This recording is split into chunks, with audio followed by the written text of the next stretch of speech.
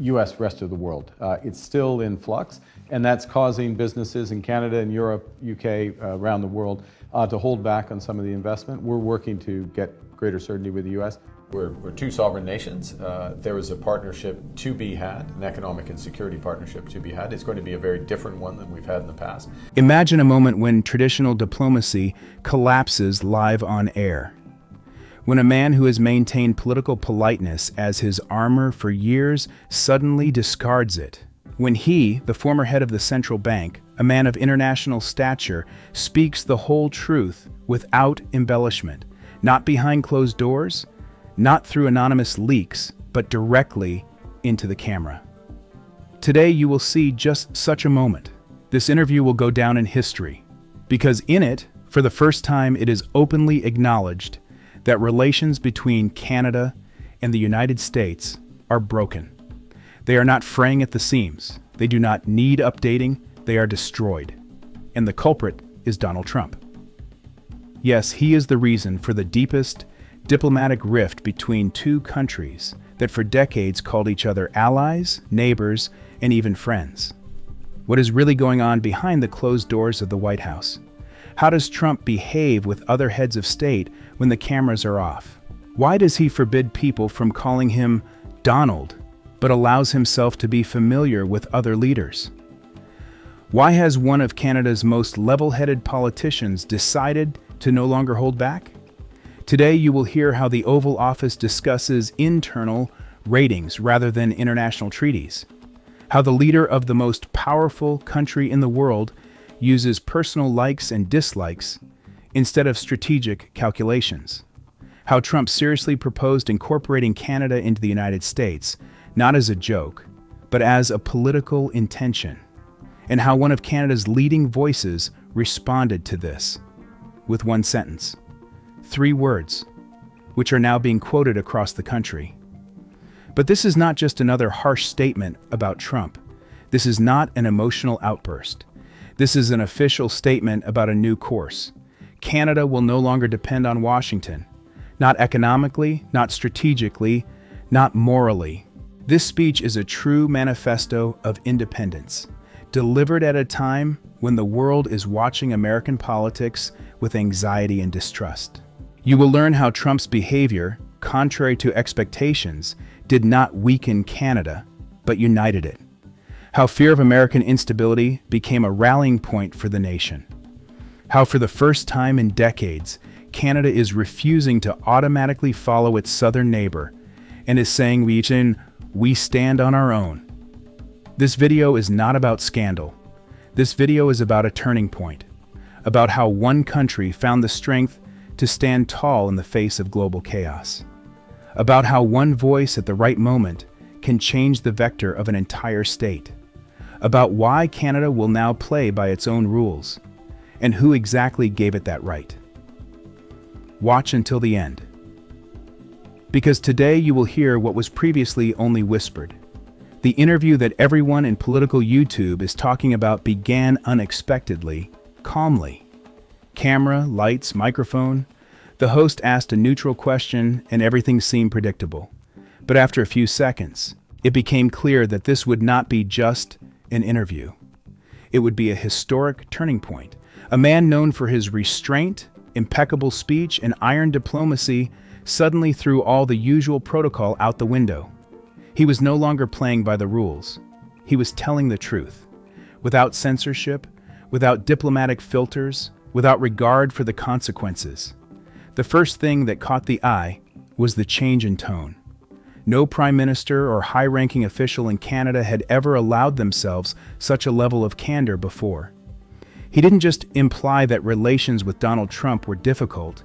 He described them in detail, revealing the psychological dynamics of their communication, the atmosphere of tension and hidden hostility that reigned in the corridors of the White House.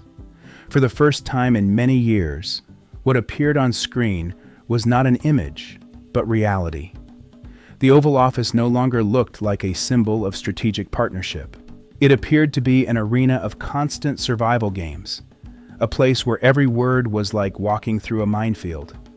He described Trump as a person incapable of perceiving partnership, other than through the prism of personal superiority. He hates being called Donald, Carney said, but he stubbornly calls everyone by their first name, as if testing how far you are willing to bend. This is not just an anecdote. It is a political detail that runs counter to international protocol. When one leader demands formal treatment but does not offer reciprocity, it is no longer just a communication style. It is a tool of domination. Carney recalled how at one meeting, Trump interrupted a discussion of trade tariffs to talk for 15 minutes about the audiences at his rallies in Iowa. He did not talk about geopolitics, but about the crowds, the posters, the ovations. Meanwhile, Canadian representatives sat nearby, holding documents that had been agreed upon after months of negotiations. He forgot why we were there. He was only interested in headlines and his name on Twitter, Carney noted. At one point, the narrator calmly recounted one of the most disturbing episodes, a conversation about absorbing Canada. Trump wasn't joking. He said it with complete confidence that Canada was just a big Alaska that had forgotten who it was supposed to obey, Carney said. And when the camera captured his face, there was not a hint of irony in his voice, only cold determination. I replied, never, never, never. And I didn't say that as a diplomat. I said it as a Canadian. But behind all this was a deeper message. Carney wasn't just exposing Trump. He was showing that Canada was tired of the constant tension, of every diplomatic contact with the U.S. turning into a guessing game. What mood is the White House in today? Will there be another tweet tomorrow, canceling everything that has been discussed for months?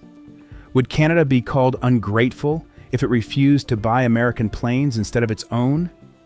Carney described how during negotiations to renew a trade agreement, U.S. representatives once proposed introducing mandatory loyalty quotas, that is, informal conditions under which Canada would have to support the U.S. position in international forums, even if it contradicted its own interests. This is not in any official document, but such backroom talks did take place, and Carney made this clear for the first time. He spoke about the feelings he had while sitting in the Oval Office, not just as a politician, but as a human being. You walk into that room feeling like you're not in the center of diplomacy, but in a one-man theater. You know that any objection will be taken as a personal insult. You know that one glance can nullify 6 months of work. The moment became particularly tense when Carney mentioned how Trump publicly ridiculed the Canadian healthcare system, calling it a Soviet relic. This happened in front of dozens of journalists, including Canadian ones.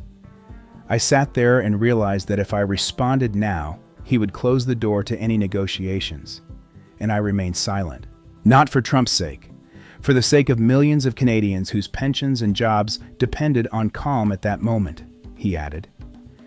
This admission was one of the most powerful, not because of emotion, but because of the obvious pain for his own country. A country that was perceived as a junior partner, as an appendage to big politics.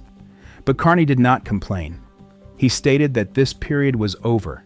He spoke about an internal directive prepared in 2019, which no one dared to publish at the time. The document recommended that Canadian ministries reduce their strategic dependence on the U.S., from logistics chains to data security. This was a reaction to the chaotic decisions of the American administration, which threatened the stability of Canadian business.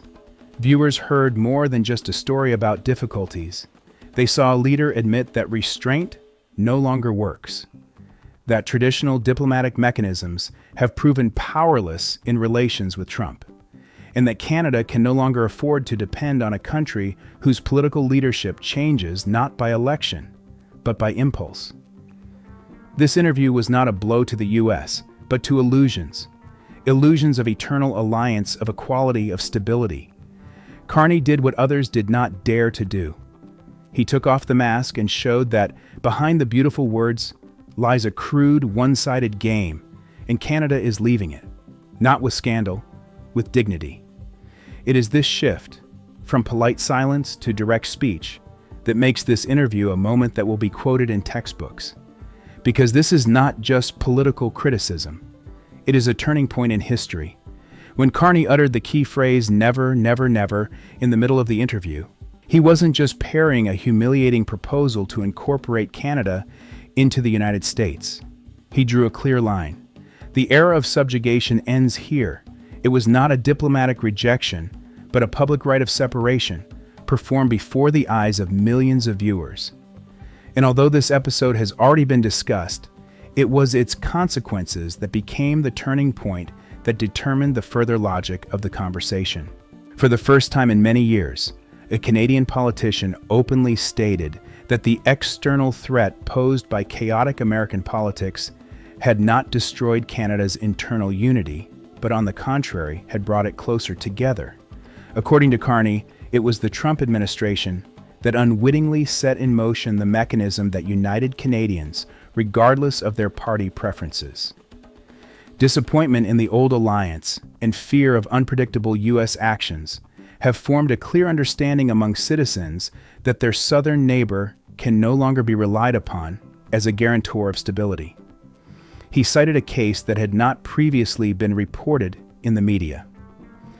At the height of the trade conflict, when the U.S. imposed 25% tariffs on Canadian steel without warning, the Canadian government organized an urgent, closed-door meeting with representatives of big business.